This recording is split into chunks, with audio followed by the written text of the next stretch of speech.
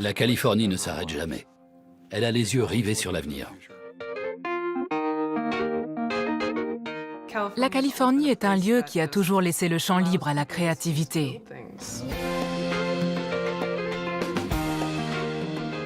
Qui aurait imaginé que la Silicon Valley réinventerait la voiture?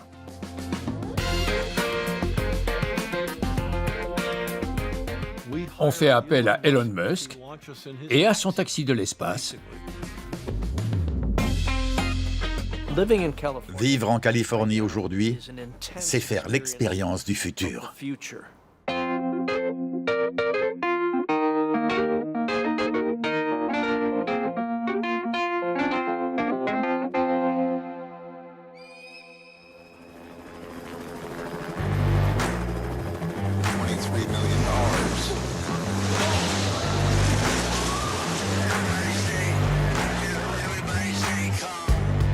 En 1989, tout semble s'effondrer en Californie.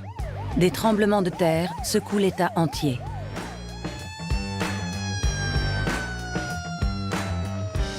Ils frappent d'abord San Francisco, puis Los Angeles.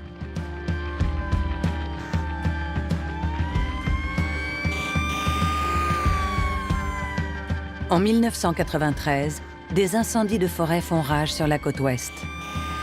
Le paradis est en flammes.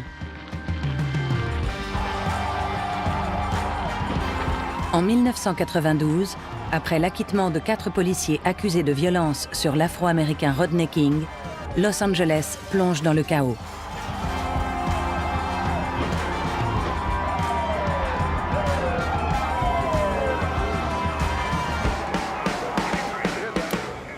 En 2003, un vétéran du cinéma d'action promet de sauver la Californie.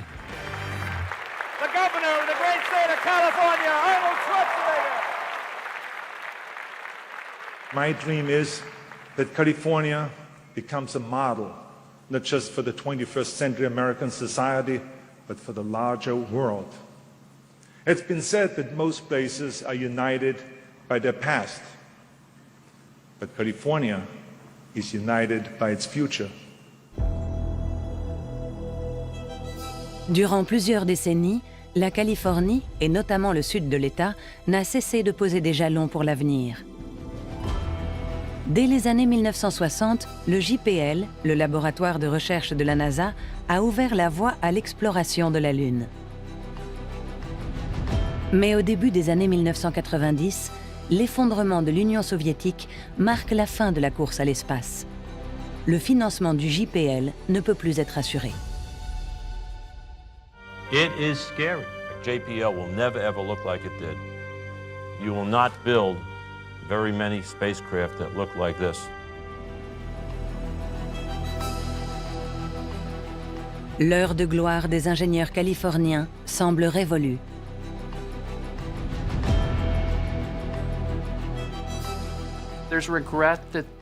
Malheureusement, l'engouement pour la Lune s'est essoufflé et les financements se sont taris.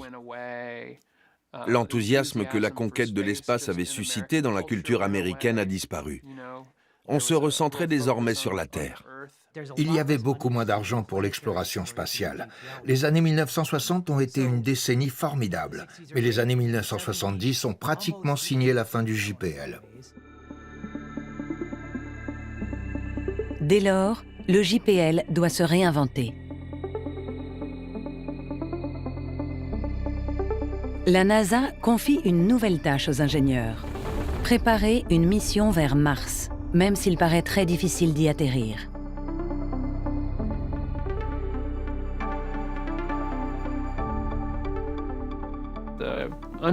Il y a un problème qu'on sous-estime. C'est que les perchlorates présents dans le sol martien sont extrêmement toxiques pour le corps humain. Les astronautes doivent redoubler de vigilance pour ne pas rapporter ni propager ces éléments chimiques. Donc, une mission sur Mars comporte des défis majeurs. Le JPL met au point une sonde spatiale qui semble directement sortie d'un film de science-fiction, le Mars Pathfinder.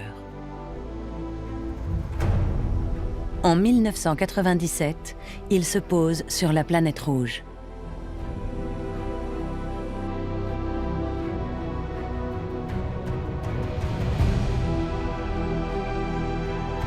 T-minus 10, 9, 8, 7, 6, green board, 5, 4, 3, main engine start, 1, 0, and liftoff of the Delta rocket with Mars.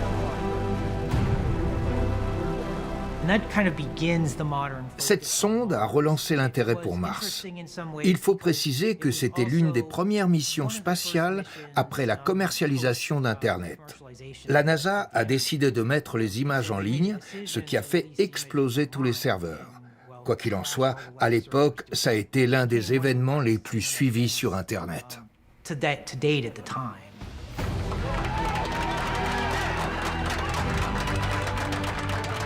La mission Pathfinder montre qu'après une longue traversée du désert, l'aéronautique américaine n'a rien perdu de ses capacités. L'idée de vivre sur une planète lointaine est ainsi ravivée.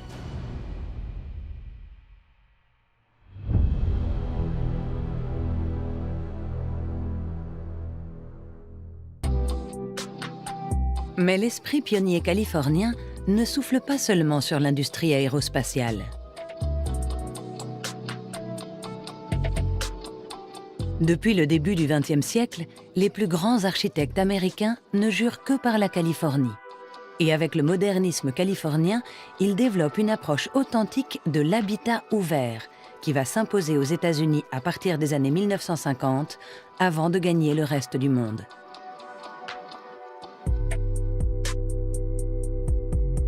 Comme Frank Lloyd Wright, Rudolf Schindler et Richard Neutra, John Lautner fait partie des architectes les plus emblématiques de son temps.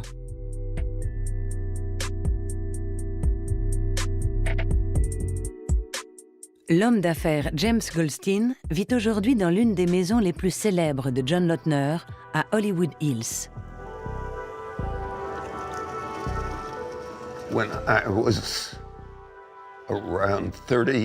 Quand j'avais une trentaine d'années, j'ai décidé qu'il était temps de me trouver une maison.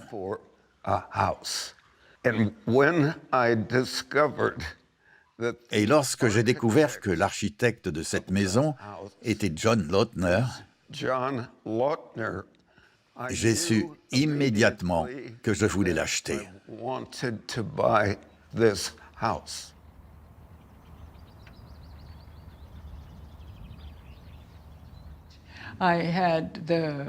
J'ai eu l'honneur et le privilège de travailler pour John Lautner, l'architecte le plus créatif que j'ai jamais rencontré.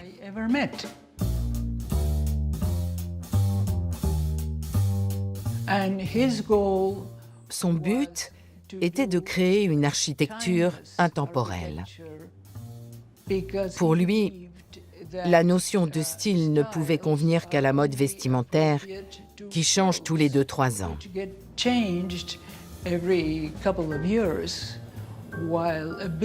Une construction, en revanche, est faite pour durer de nombreuses années. Elle doit simplement être adaptée au lieu, au climat et au style de vie du client.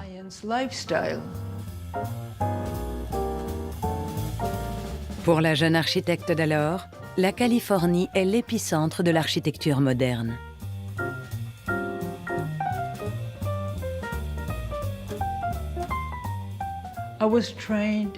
J'ai fait mes études à l'Université de Buenos Aires, en Argentine.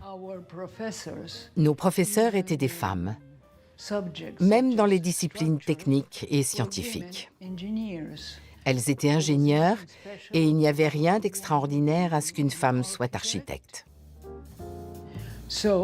Donc, à mon arrivée aux États-Unis, j'ai été très étonnée d'en voir aussi peu ici.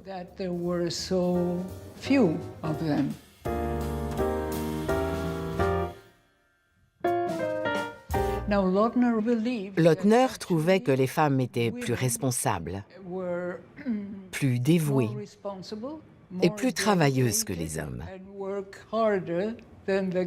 Mais sur ce point, il faisait figure d'exception.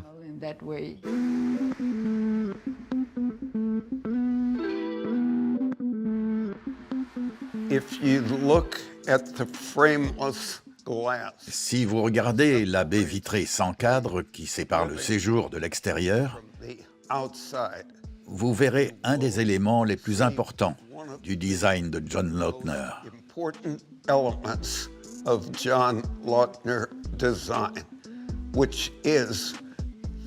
L'intérieur et l'extérieur ne font qu'un.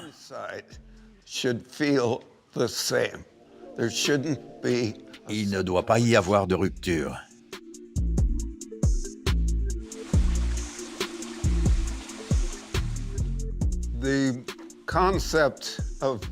Les fenêtres de toit qui peuvent s'ouvrir dans toute la maison soulignent l'idée qu'il n'y a pas de séparation entre l'intérieur et l'extérieur.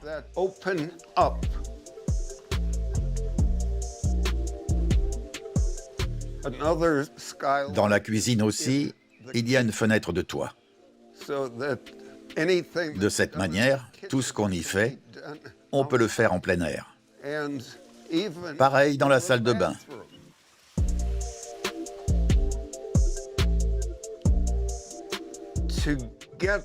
Pour accéder à la suite parentale, il faut sortir. Ce qui fait là encore partie du concept d'intérieur-extérieur.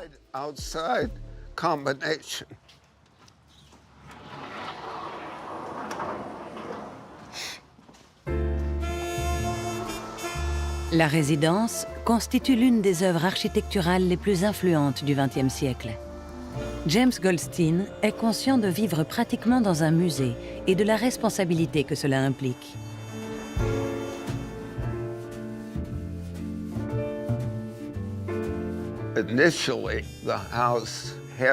À l'origine, la maison possédait un plafond en béton.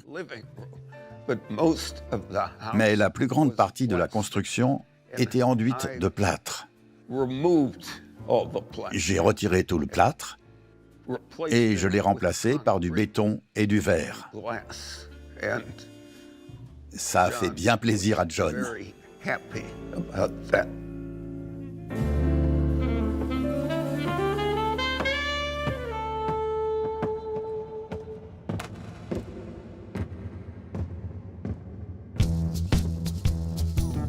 À Hollywood, même les cinémas ont des allures de cathédrale ou de palais. À partir du milieu des années 1970, ils diffusent des blockbusters. Smoking loge is sold out. Seats downstairs in the first 7 rows only. All right. We're almost there.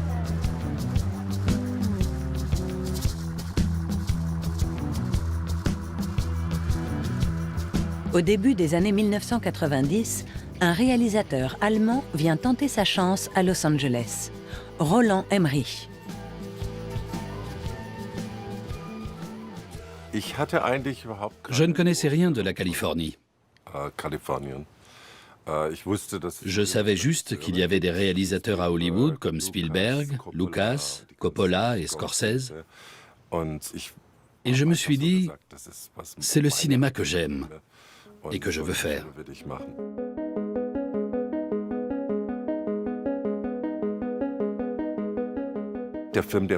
Le film qui me plaisait le plus à l'époque, c'était Rencontre du troisième type. Je l'ai vu au moins 10, 20, 30 fois. C'était mon genre de cinéma. Dès ses premières réalisations, Roland Emmerich dépasse systématiquement le budget. Son talent est indéniable, même si beaucoup voient dans son œuvre de la mégalomanie.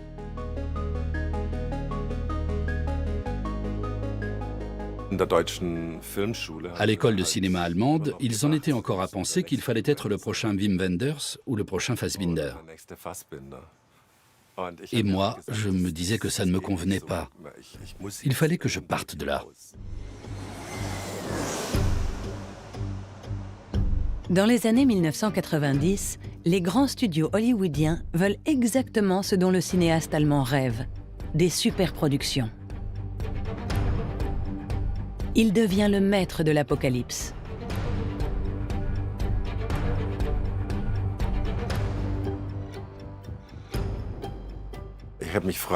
J'étais libre, je me sentais pousser des ailes. Le seul endroit où on peut faire ce que j'ai fait, c'est la Californie.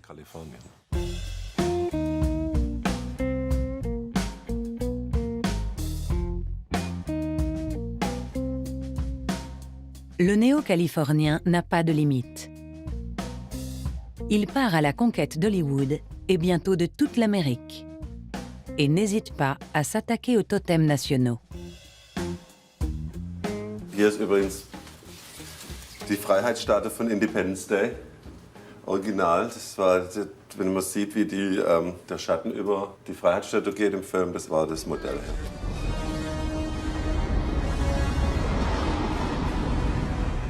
Je savais que la Maison-Blanche devait voler en éclats. À l'époque, je me suis accroché avec la 20th Century Fox. Je persistais à dire qu'il fallait avoir cette scène dans le film. Et ils me répondaient, « Tu ne peux pas faire sauter la Maison-Blanche. »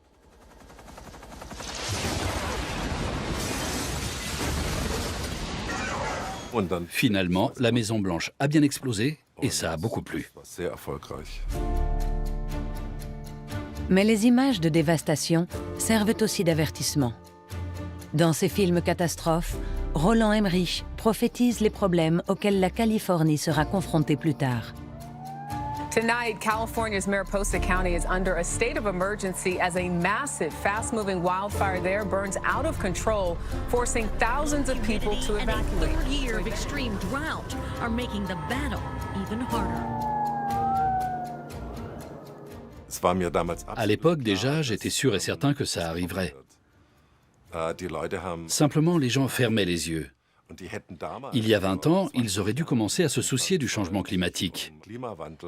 Et quand on voit tout ce qui se passe aujourd'hui, ça ne présage rien de bon.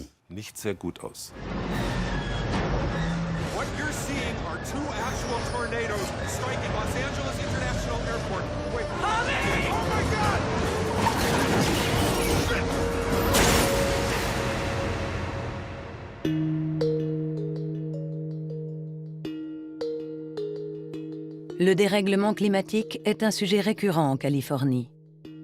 Les feux de forêt, les coulées de boue et les étés trop secs engendrent des problèmes dans tout l'État.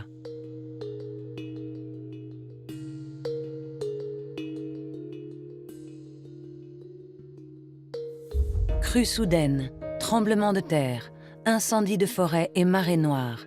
Même les parcs nationaux ne sont pas épargnés par les catastrophes naturelles et environnementales.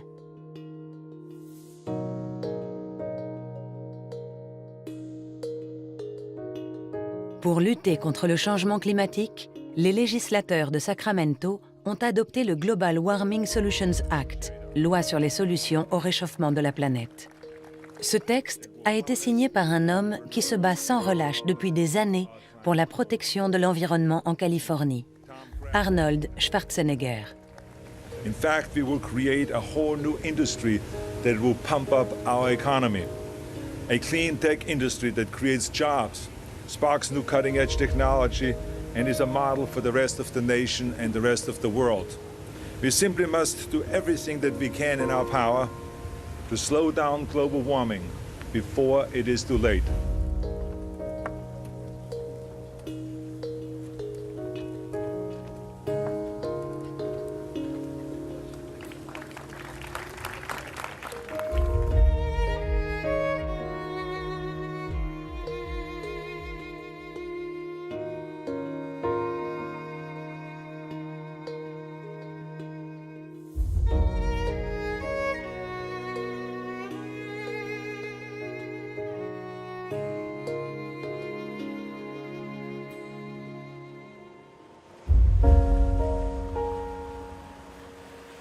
L'État de l'Ouest américain se situe sur la Pacific Flyway, une voie migratoire que des milliers d'espèces d'oiseaux empruntent pour rejoindre le Sud. Chaque année, c'est un grand événement pour les défenseurs de la nature, les ornithologues et les amateurs d'oiseaux. Walter Fuller compte parmi les ornithologues les plus expérimentés. Il a consacré sa vie à la protection des oiseaux. Dans le sud de la Californie, il est connu comme l'intendant d'Ormond Beach. On recense entre 200 et 300 espèces d'oiseaux qui occupent cette zone toute l'année, notamment le pigargue à tête blanche, le faucon pèlerin et l'élagnon à queue blanche. 2 espèces menacées nidifient ici, le pluvier neigeux et la petite sterne. J'aime les oiseaux, le monde animal et Ormond Beach. Je fais mon possible pour protéger l'environnement, et ce depuis 26 ans.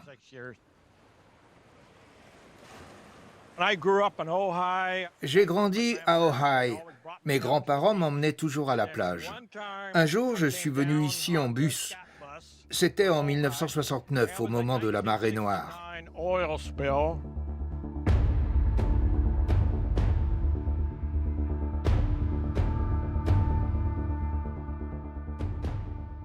J'ai trouvé un pélican brun entièrement recouvert de pétrole. Je l'ai rapporté chez moi en bus. Ma grand-mère m'a donné le nécessaire pour que je m'occupe de lui et plus tard, je l'ai ramené à la plage, je l'ai relâché et il s'est envolé. Je travaillais à la base aéronavale de Point Mugu. Un jour, je cherchais un endroit pour la pause déjeuner et mon chef m'a envoyé ici. Quand j'ai découvert cet endroit, j'ai été immédiatement fasciné par les oiseaux. Pendant 14 ans, j'ai travaillé au service informatique de la base. Et quand ils ont décidé de réduire les effectifs, j'ai été licencié. Mais je suis resté. Aujourd'hui, c'est mon chez-moi, mon lieu de vie, et j'en prends soin. En 2014, la ville d'Oxnard a mis cette caravane à ma disposition et je m'y suis installé.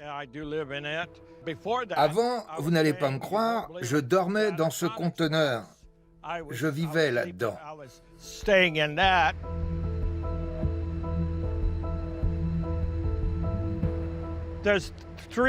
On peut distinguer 3 ou 4 biotopes différents. L'océan, où vit le grèbe élégant, la plage, les dunes et le canal. Il y a énormément d'habitats sauvages ici.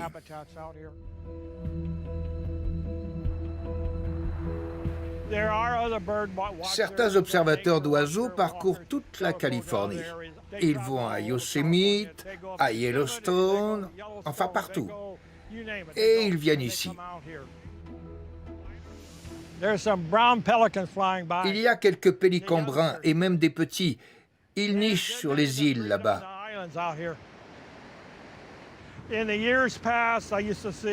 Dans le passé, on pouvait apercevoir des grèbes élégants dans l'océan.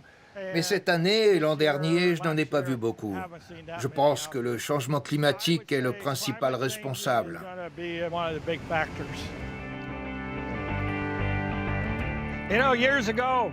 Il y a quelques années, quand ma mère était encore en vie, elle m'a dit qu'elle avait un souhait avant de mourir, que je trouve une femme bien pour partager ma vie avec elle. Eh bien, devinez quoi?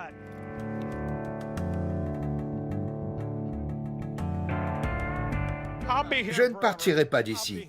Debbie m'enterrera sûrement quelque part dans le coin.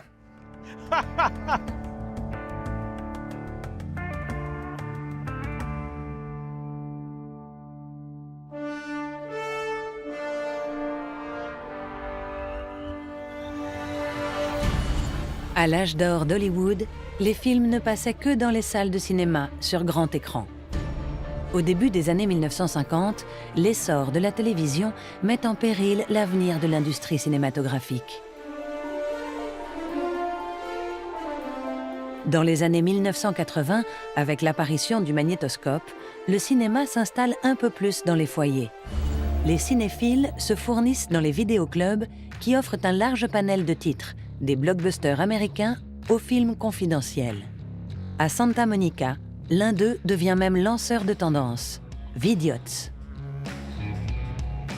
On a ouvert le 15 novembre 1985. Les gens ont dit « Encore un vidéoclub ?» Mais on ne les a pas écoutés et on s'en est tenu à notre idée. On a lu des articles de presse sur d'autres commerces indépendants dans le pays et on s'est dit « Pourquoi personne ne fait ça à LA? Ça semble être l'endroit parfait. » Cathy et Patty se lancent avec enthousiasme dans le projet qui ne tarde pas à rencontrer le succès. On a commencé avec 800 cassettes VHS. On en a aujourd'hui plus de 50 000. Elles sont stockées depuis 2017. Aucune de nous n'avait d'expérience dans le commerce. Cathy avait travaillé pour Frank Zappa, moi j'étais passée par la MGM. C'était complètement nouveau pour nous.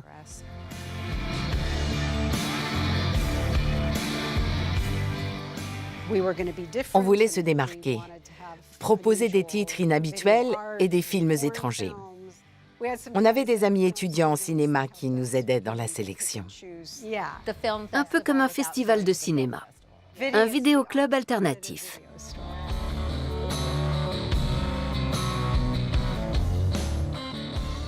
En entrant dans le magasin, les gens devaient immédiatement sentir que c'était un endroit pas comme les autres. Le sol était peint avec des motifs lunaires.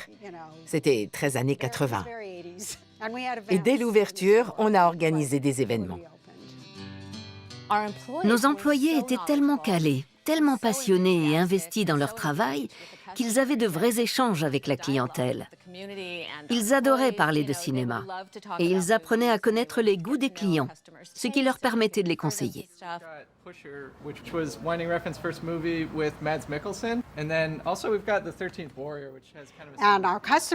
Nos clients nous demandaient des titres spécifiques.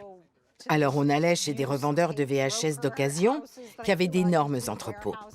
On y cherchait des perles rares et parfois on en trouvait. Tiens, tu as vu? Il y a pique-nique à Hanging Rock.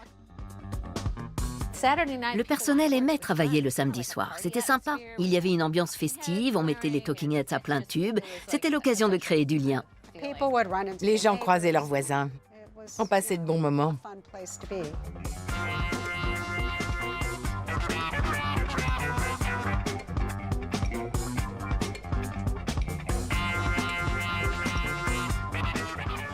Le cinéaste culte Quentin Tarantino fait lui aussi ses débuts dans un vidéoclub. Well, this is where the world-famous video archives was.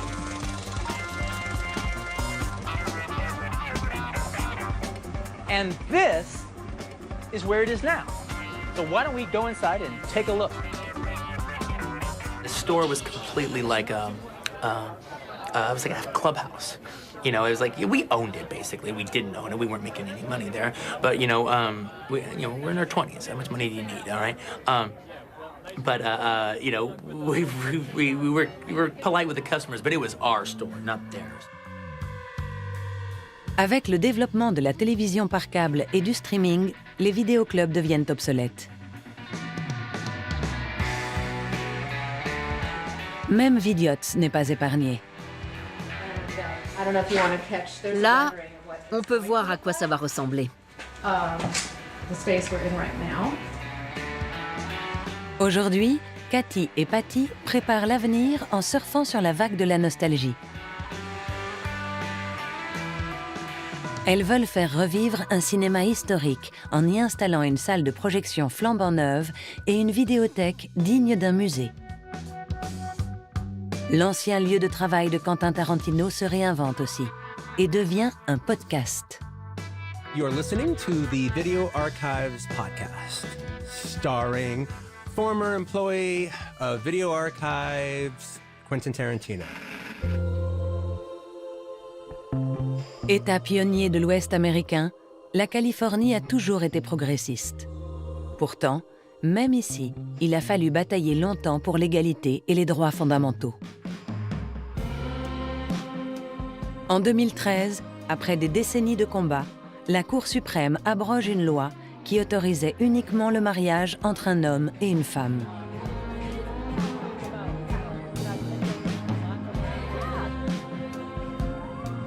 This is truly a remarkable day, not only here in West Hollywood, but in the state of California, and really for every same-sex couple that is married throughout this country to finally have the equal rights and protections that all married couples do. Well, this is truly history was made today. Roland Emmerich est alors un homme accompli sur le plan professionnel. En 2017, il épouse son compagnon. À mon arrivée aux États-Unis, je suis complètement sorti du placard. Peu importait qu'on soit gay ou pas. La seule chose qui comptait, c'était les films qu'on faisait. Je me suis émancipé, c'est clair. Je suis devenu beaucoup plus libre.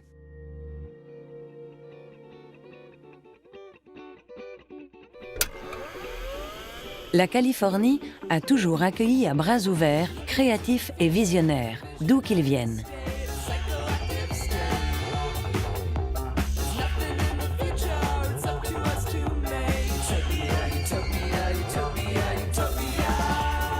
En parallèle de sa carrière musicale, qui lui a valu une nomination aux Grammys, Claire L. Evans est une autrice engagée qui s'intéresse au thème de la technologie et de l'avenir. Il y a souvent un conflit, et c'est symptomatique de la Californie, entre l'idéalisme utopique que l'on associe aux nouvelles technologies lorsqu'elles émergent et le discours que l'on tient sur les possibilités et les applications de ces technologies, ce qu'elles peuvent nous apporter. Au début d'Internet, certaines personnes pensaient qu'avec le cyberespace, on entrerait dans une nouvelle civilisation de l'esprit, qu'on serait libéré des catégories de genre, de classe et de race, et qu'on pourrait enfin se connecter d'esprit à esprit pour instaurer une culture utopiste, purement communicative. C'est le mythe fondateur de la Silicon Valley.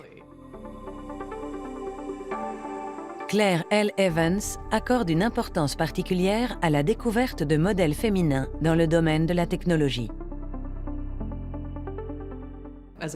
En tant que personne et en tant que femme, j'étais franchement consternée d'entendre toujours les mêmes histoires, comme celle de Steve Jobs qui embauche le type de Pepsi, ou les guerres entre Apple et Microsoft dans les années 1990.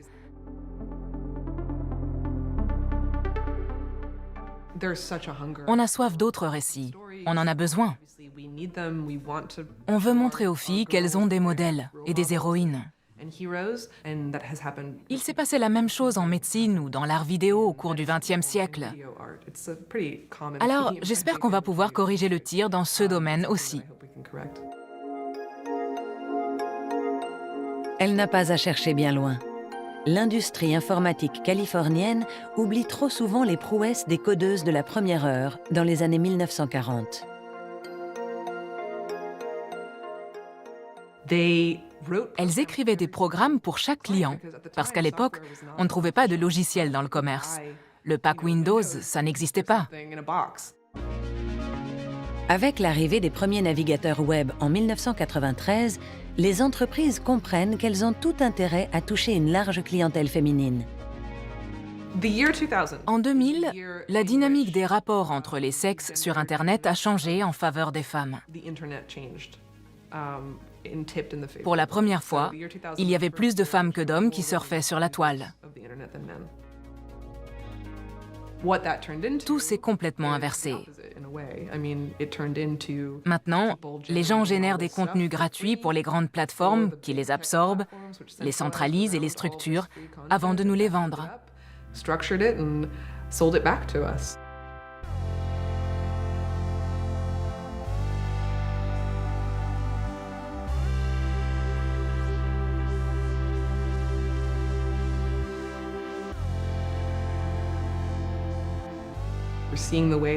Les monopoles qui contrôlent les réseaux sociaux ont un impact sur la société. Ils influent sur les élections, laissent des puissances étrangères exploiter les données et créent des bulles informationnelles qui nous polarisent de plus en plus. C'est triste de voir que les esprits les plus brillants de notre génération créent des modèles économiques basés sur l'exploitation de la main-d'œuvre. Claire L. Evans n'en reste pas moins optimiste pour l'avenir. Elle est fascinée notamment par les structures complexes et invisibles d'Internet. Je dirais que Los Angeles est comme une métaphore de l'essor d'Internet. Sur le plan géographique, la ville n'a pas de hiérarchie, de structure organisée. C'est précisément de cette manière qu'Internet s'est développé. Des nœuds de communication individuels se sont étendus jusqu'à devenir un gigantesque réseau. C'est le même canevas.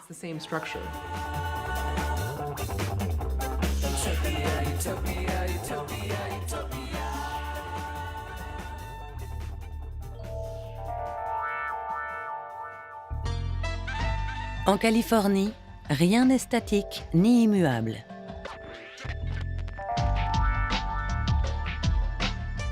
Depuis sa fondation en 1850, Los Angeles s'est sans cesse reconstruite. C'est une métropole en perpétuel mouvement qui regarde toujours devant elle. Los Angeles est une ville-monde d'une grande hétérogénéité. On y trouve 150 cultures qui s'entremêlent.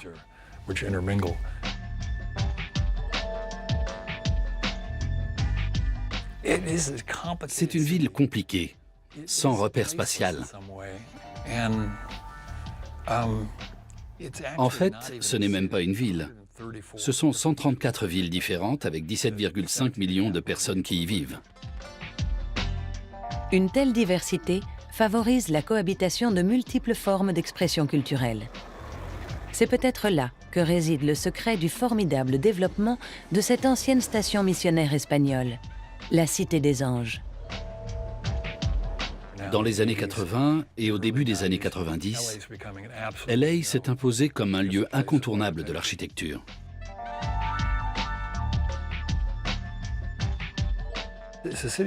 C'est un centre mondial pour les architectes. Ils y viennent tous pour donner des conférences. Divisée en d'innombrables petits quartiers, la mégapole est dominée par l'architecture moderne et l'automobile.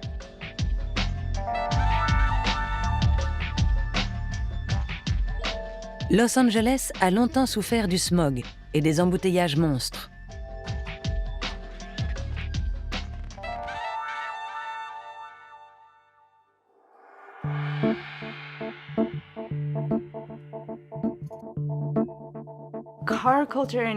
La culture automobile en Californie est très intéressante.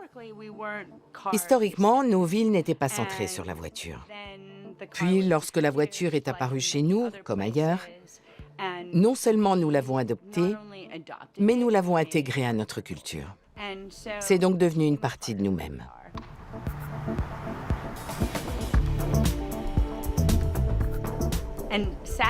L'image de la belle décapotable roulant vers le soleil couchant était un pan de notre identité culturelle qui a malheureusement disparu avec le temps. Mais si tout le monde circule en voiture, ça devient impossible. Aujourd'hui, les routes sont étranglées par le trafic. On construit toujours plus de voies de circulation et de nombreuses villes sont inaccessibles parce qu'on est pris en permanence dans les bouchons. Certains quartiers sont de plus en plus isolés car on ne peut plus y vivre. En même temps, c'est toujours très compliqué de parler d'un autre mode de locomotion.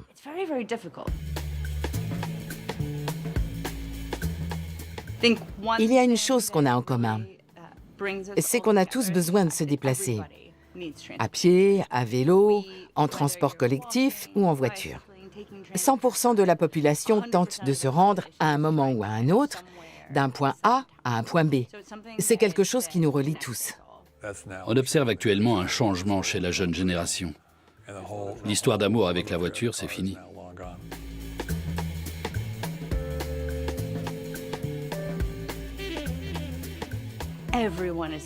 Tout le monde est piéton. Beaucoup aiment rouler à vélo. Mais pendant longtemps en Californie et ailleurs, les gens ont cru que le moyen le plus rapide pour se rendre quelque part, c'était la voiture.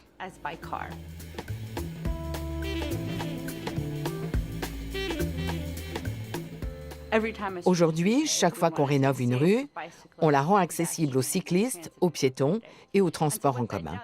Il en résulte un patchwork d'éléments disparates. Mais c'est temporaire. Cela finira par s'homogénéiser. Et dans 10 ans, ce sera réglé. Le revoilà, le patchwork californien, qui rassemble des systèmes, des technologies et des villes entières.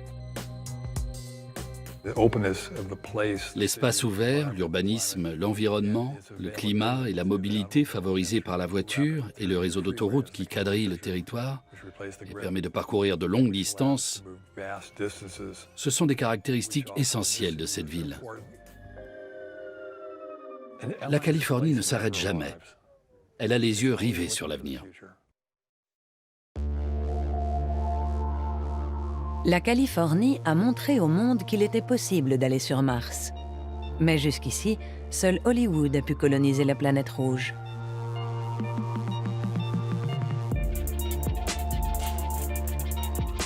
Pour passer de la fiction à la réalité, Elon Musk a créé en 2002 l'entreprise SpaceX.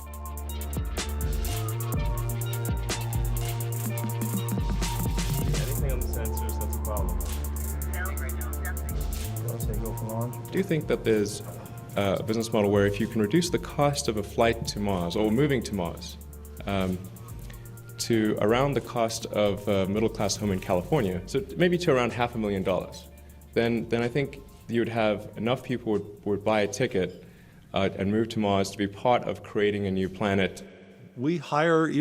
On a fait appel à Elon Musk pour qu'il nous emmène dans l'espace à bord de son taxi spatial.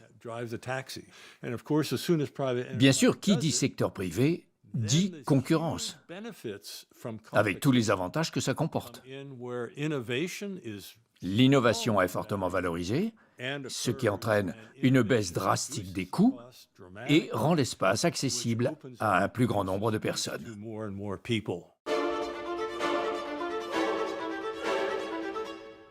This is amazing. There they are, our first all-civilian crew. Walking out of Hangar X, they look so excited.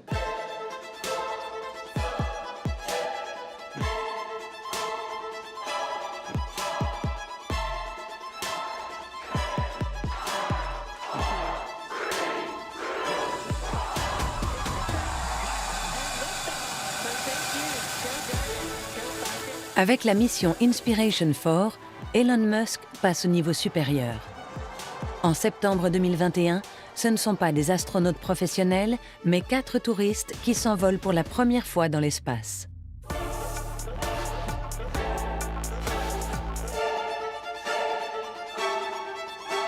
Welcome everybody to Crew Dragon Resilience. We're cruising right now at 580 kilometers above the Earth, going about 7.6 kilometers per second. So we're really booking.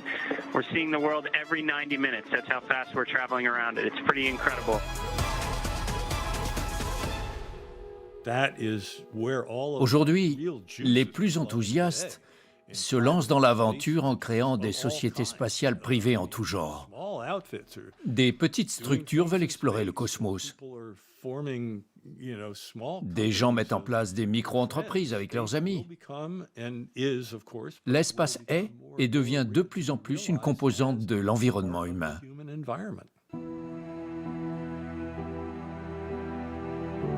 À l'instar de Kennedy, qui voulait explorer la Lune dans les années 1960, Elon Musk veut envoyer des êtres humains sur Mars avant la fin de la décennie.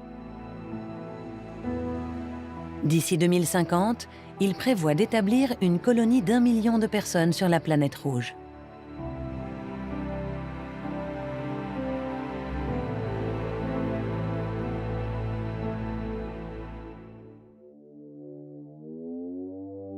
En Californie, un lieu incarne tout particulièrement le futur, la Silicon Valley. C'est là que de nombreux jeunes pionniers du numérique ont commencé leur brillant parcours, comme Reed Hastings et Mark Randolph. Ils ont transféré la vidéothèque sur le web. Voilà comment Netflix est né en 1997. Bien loin du streaming d'aujourd'hui, la plateforme était à l'origine un simple site de location de DVD. Post Office has 800,000 employees delivering to 100 million homes 6 days a week for 37 cents. And in a funny way, it's really the ultimate digital distribution network. There's a better way to rent movies. As many as you want for only $17.99 a month and no late fees. Go to Netflix.com, make a list of the movies you want to see, and in about 1 business day, you'll get 3 DVDs. Keep them as long as you want, without late fees. Then when you're done, look, prepaid envelopes. Return one, and they'll send you another movie from your list. It's easy. En 2007, Netflix se lance dans la vidéo à la demande. Si l'entreprise ne comptait au départ que 30 salariés, elle en emploie aujourd'hui plus de 12 000 à travers le globe.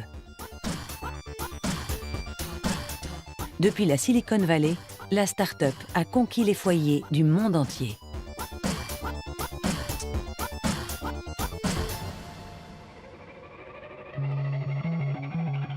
La Californie continue ainsi de forger l'avenir. Tous les jours, une nouvelle page de l'histoire s'écrit ici. Le dernier exemple en date remonte à l'automne 2022. Le laboratoire national Lawrence Livermore, à 70 km de San Francisco, est parvenu à réaliser une fusion nucléaire qui, pour la première fois, a généré plus d'énergie qu'elle n'en a consommé.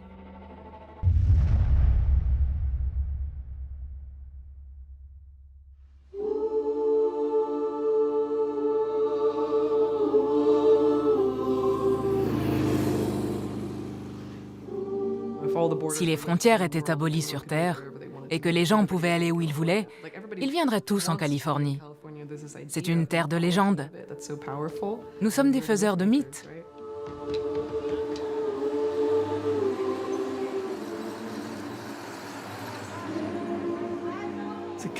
C'est un lieu d'avant-garde rempli d'artistes, mais aussi plein de réacs et de fous. Ce qui est peut-être emblématique du pays lui-même.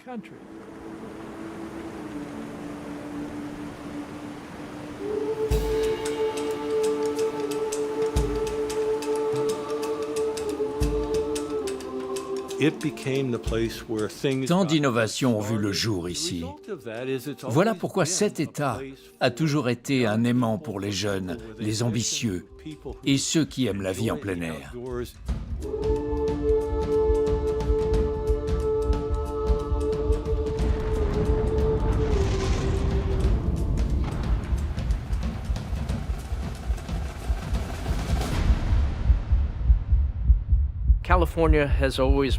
La Californie a toujours symbolisé l'avenir. Tant que nous préserverons cette image, ce sera un lieu magique, empreint d'une forte spiritualité.